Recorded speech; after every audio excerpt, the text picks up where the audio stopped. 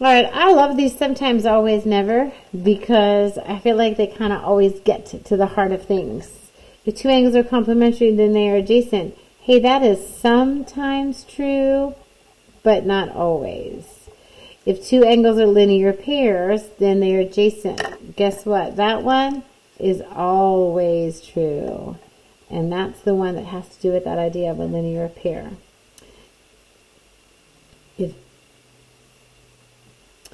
If two angles are vertical angles, then they are adjacent. Hey, guess what? That one's going to be never true. If two angles are supplementary, then one angle is acute and the other angle is obtuse. Oh, this is a tricky one. That is sometimes true. And you're like, wait, what? So I'm going to draw you a couple of pictures. If this is a 90-degree angle, guess what? They are both right angles. Neither is acute or obtuse. If I have vertical angles, those are going to be angles that are opposite each other. They don't share any common sides. Sorry. And if linear pair, by definition of a linear pair it is adjacent angles that share this common side, whose non-common side are opposite rays. That's my definition of a linear pair. And then if I have complementary angles, I can go ahead and have this angle, and I can have this angle, and I can say that together they add up to 90 degrees, but no one said they had to share a common side. Okay, we want to find the value of the variables. So we're going to do some pretty kicking algebra here. And what you need to do is you need to figure out what you can solve for first. So these y's can be set equal to each other. This x can be set equal to this 110. When we look at here, we've got x's and y's in each of our conversations. So maybe instead of doing our vertical angles, we should do our supplementary. I know that 11x plus 16 plus 8x plus 12 is going to be equal to 180 degrees. All right, you pause the video, get some algebra in there, and we'll come back for your answers. All right, check your answers with mine. I went ahead and set my vertical angles equal to each other, solve for x. I set my vertical angles equal to each other, and solve for y. Here, I used the supplementary relationship, solve for x, and then I went ahead and substituted this value in for x when I looked at these two equaling each other. Now you can also set these equal to 180 degrees if you prefer. Either way, you get a value of y is equal to 21 and x is equal to 8. All right. So here we go. We go down and talk about the idea of complementary and supplementary. A and B are complementary, A and C are supplementary. Fill in the missing values. Pause the video and give it a go. All right, so if you're wondering what this looks like, here are our values. Maybe you needed to see a picture. A and B are complementary and A and C are supplementary. So if I had A was 52, B would have to be 38, and then C would be this value here, 128.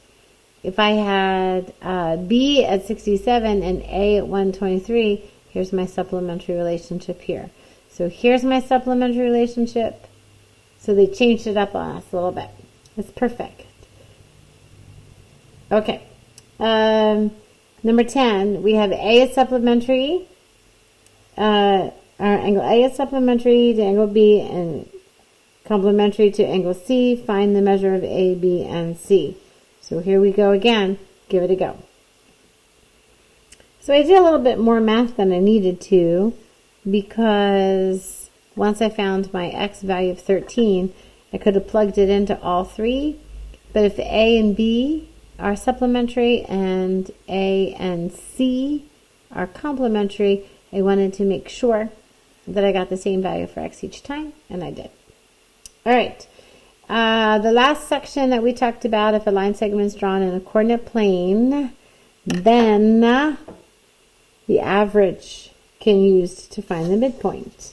So when we're talking about the average of the XY ordered pairs, there it is. Okay, so if I want to find the midpoint of a line segment, so here it is. My midpoint, capital M, is going to be equal to the average of my x's.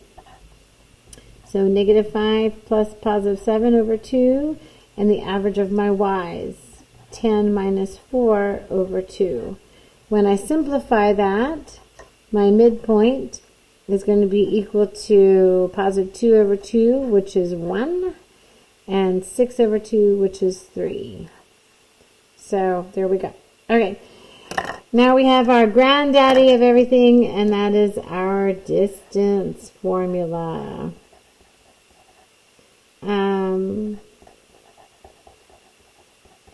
To compute the distance between 2 points in a coordinate plane. So when we find the distance between A and B, now you can draw this. So remember, -2, 5, well, it's not going to be accurate. But when I talk about A and B, when I talk about -2 and 5 and 4 and 1, you can talk about the change in the x's and y's and call them your A and your B values. I like my x's to be A. Alright, so let's see what this looks like. My distance is equal to the square root of the change in my x values squared plus the change in my y values squared. Remember, this is similar to a squared plus b squared, just like Pythagoras had us do.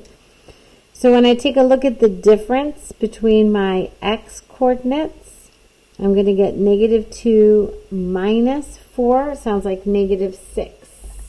And we can take the absolute value of that. We don't need to worry about that negative. Okay, we're talking about the difference between 1 and 5. That's talking about 4. So we're going to square that when we calculate this. All right, my distance is equal to the square root of 36 plus 16. So my distance is equal to the square root of 52. Now we got to look at 52 and see if that's a radical that we can simplify. So when I look at 52, I know that that is 2 and 26. 26 is 2 and 13. So here's this double factor right there, which means that I need to simplify that to take the square root of 4, that double factor, and you get 2 roots of 13. Now that's our exact answer. But if they want to know an estimate to 2 decimal places, we'll go ahead and we'll take 2 times the square root of 13. And I still like to check that I simplified my radical correctly. So I'll still end up doing that sometimes to verify 7.21. So we can also say that that's sort of equal to 7.211. All right. So that's it for this review. Go back through your notes, read all the different slide decks, practice the activities, and you'll be good to go for your test on Tuesday. Bye.